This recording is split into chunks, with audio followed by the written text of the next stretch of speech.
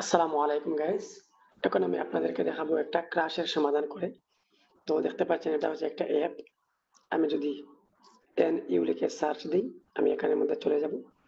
তারপর যদি আমি এখানের মধ্যে ক্লিক করি, তাহলে দেখতে পাচ্ছেন আমার অ্যাপটি ক্রাশ করেছে। আমি যদি আবার এই ড্রাওয়ার নেভিগেশন খুলে গিটহাবের মধ্যে ক্লিক করি, দেখতে পাচ্ছেন ক্রাশ করেছে। এর কারণ হচ্ছে আমার এখানে কোনো একটা ইনফরমেশন থাকার কথা ছিল সেটা আমি দেই নাই, এজন্য ক্রাশ করেছে। এই যে দেখতে পাচ্ছেন ডাবল কোটেশনের ভিতরে একটা ইউআরএল দেওয়ার কথা ছিল, বাট আমি ইউআরএল দেই নাই, এই জন্য ক্রাশ করেছে।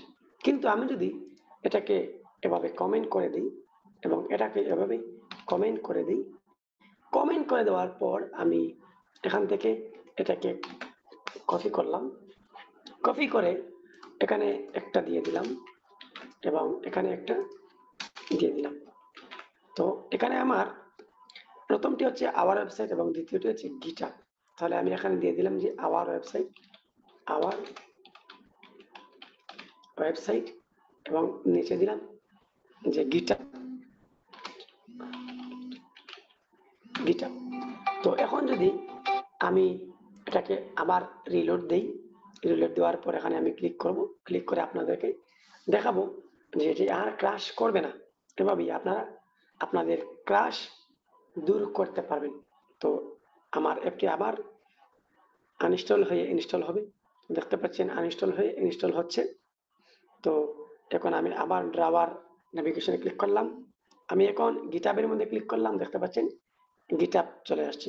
আমি এখন আওয়ার ওয়েবসাইটের মধ্যে ক্লিক করলাম, দেখতে পাচ্ছেন আওয়ার ওয়েবসাইটের মধ্যে ক্লিক পড়েছে, এরকম একটি টুস্ট চলে আসছে, বাট আগে ক্রাশ করতে এখন ক্রাশ করে নাই। এভাবে কিন্তু আপনারা আপনাদের অ্যাপের মধ্যে যদি ক্রাশ করে তাহলে আপনারা সমাধান করতে পারবেন। মনে রাখবেন, যেখানে ইউআরএল দেওয়ার কথা ছিল সেখানে ইউআরএল না দেওয়ার কারণে ক্রাশ করেছে। সেই ইউআরএল এর অপশনটাকে আমি কমেন্ট করে হাইড করে দিয়েছি এবং এখানে একটি টুইস্ট বসিয়ে দিয়েছি। এভাবেই ক্রাশ সলভ করেছি। দেখা হচ্ছে আপনাদের সাথে আবারও পরবর্তী ভিডিওতে। যদি আপনারা আমার এই চ্যানেলটি সাবস্ক্রাইব করে না থাকেন, তাহলে অবশ্যই আমার এই চ্যানেলটি সাবস্ক্রাইব করতে ভুলবেন না। দেখা হচ্ছে আপনাদের সাথে আবারও পরবর্তী ভিডিওতে। আসসালামু আলাইকুম রহমতুল্লাহি বারাকাতুহু।